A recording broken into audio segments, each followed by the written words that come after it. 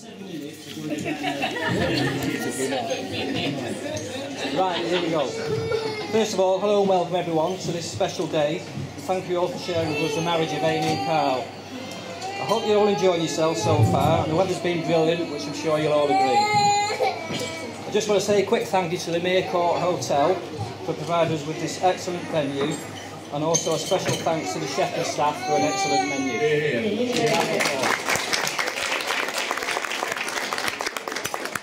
Right, so I'm going to start with my beautiful daughter. I just want to say, Amy, how stunningly beautiful you look today. And I couldn't be more proud to have such a special daughter. She and Carl have put a huge effort into preparing this day over the last year or so, even to the fact that they've done a lot of the decorative arrangements around the place as well. And in fact, Amy actually made her own veil as well, which is absolutely fantastic. So I think both deserve a big round of applause.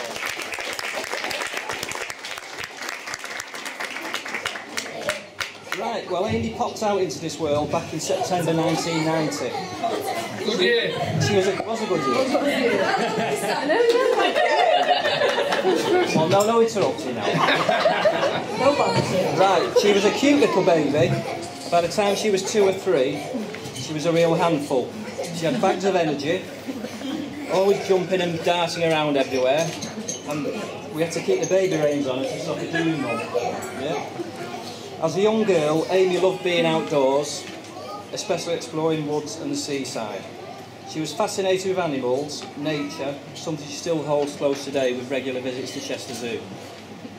She even has a pet cat called Lily, which she dotes on, and there are regular updates on Facebook. Wait for it, with regular photos, the latest of which I believe is taking her on a lead. Is this embarrassing me? By the time Amy had reached 5 or 6, her only concern in life was making sure everything she owned was purple. And among her other things at that time was her Polly Pocket collection, which she loved, Tigger from Winnie the Pooh, and some of her favourite cartoon films, which were Five Will Goes West and American Tail. Want life simple then, Ames, eh? Right, at primary school, Amy was in her element. She thrived on those early academic challenges, but PE and playground activities was where she was at her happiest. She was popular to be around, and other kids would be inspired by her energy and enthusiasm. She also developed her love for dance and music around that time as well.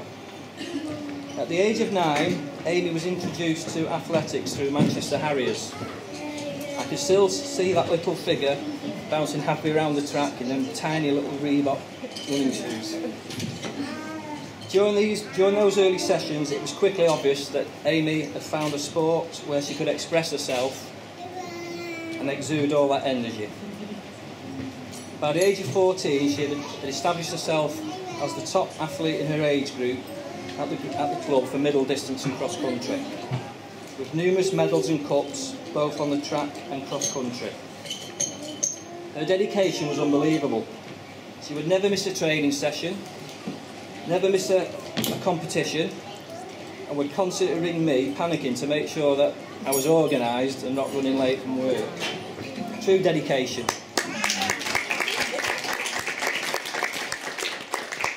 The next couple of years, she developed a few injury problems which resulted in her deciding not to do athletics anymore, which was heartbreaking for her at the time, but it wasn't all doom and gloom, for now she had the time to catch up with all her mates and do the things that teenagers normally do.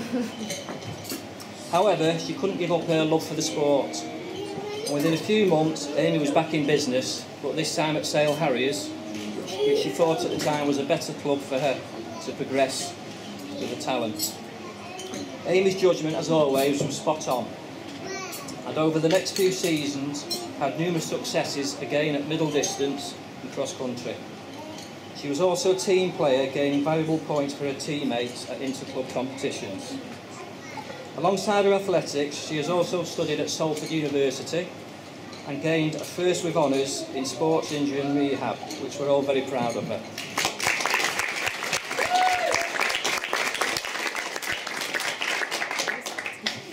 She even inspired me to get back running and fitness. And we would regularly go running around the reservoir together, as well as visits to the gym. So thank you for that, Amy. What was that? By this time, Amy was looking for a new challenge. And having become a massive fan of Jess Ennis, she decided she wanted to give the heptathlon a go. It was at this point that she first met Carl, who already was training with the group. Once she had joined the group, the multi-events group, it was clear from the first few training sessions that Carl had taken a shine to her. And kind of took her under his wing.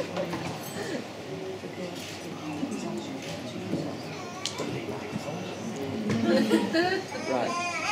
Carl kind of took her under his wing as they both trained through the demanding schedule, and also helped Amy to fit in with her new teammates. It was a slow burner at first, as they were both dedicated to their sport, but their friendship grew and grew until one day Amy announced to me that they were an item. Well, I kind of knew by then myself anyway. And also there's a nice twist of fate here, because if Amy hadn't gone back to do athletics, I think Carl at the time you moved from West Cheshire to Sale, and perhaps you'd never have met. So it's funny how life comes out. Their wedding day today is a true sign of their love and commitment to each other, and those of us who know them well know they are a perfect match. Just before I finish, I should also mention my two other beautiful daughters, who are on bridesmaid duty today, and I want to thank them both for supporting Amy, and I want you up a round of applause.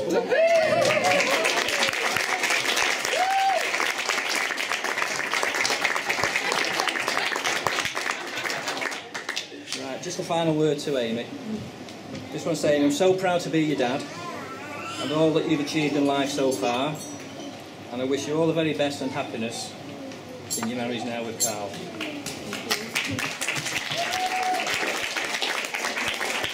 And Carl, I welcome you to the family. You're a true gentleman, and all the very best as well in your married life. I can't forget Jill and Paul, of course, at the end here. You're gaining a fantastic daughter-in-law. You know that already. Who's going to be honest, true and loyal, and is a perfect addition to your family. And by the way, Jill, thanks for making such a brilliant wedding cake as well.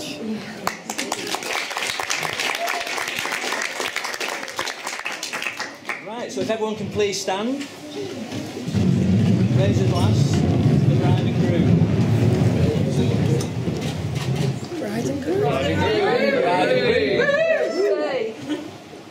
Right, thanks everyone. I'm now going to hand you over to Carl.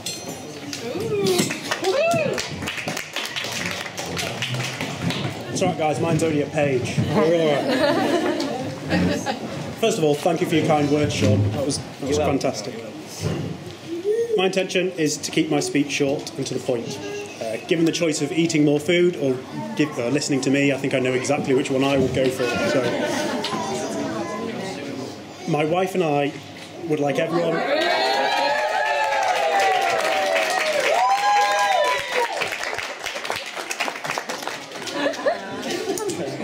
We would like to thank everyone for joining us today, the most memorable it could be. The most memorable day of our lives. A day that was not only made possible by the kind generosity of our parents, but by Amy's planning, determination and creativity. And most of all, obviously, my wallet.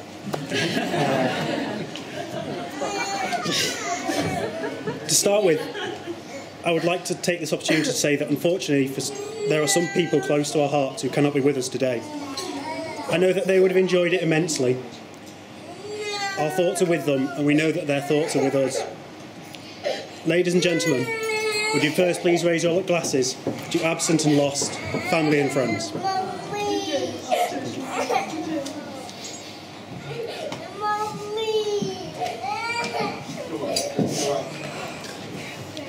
On behalf of my wife and I would now like to acknowledge both sets of parents, as we certainly wouldn't be here where we are today.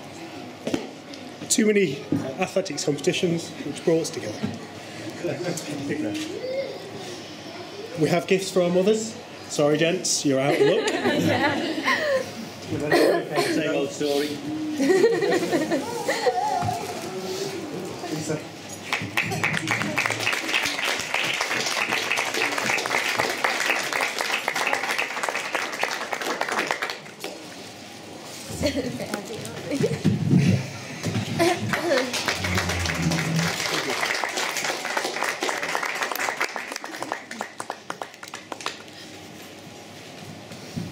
Where was I? You're just going to get my present out. That leads me onto the star of today, my gorgeous new wife, Amy. You look absolutely stunning. I love you in so many ways, and for so many reasons. You know me, and understand me like no one else ever could. You believe in my dreams and care for my feelings. You make me laugh so hard and smile so often. You have a way of bringing out the very best in me, but mostly because you're my very best friend and my son. I love you with all my heart. Thank you for marrying us.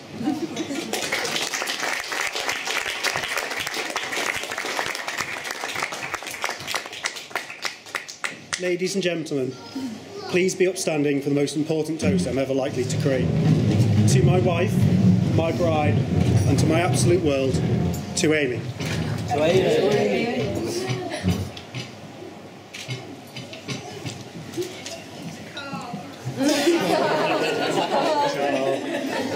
We love you too, Carl.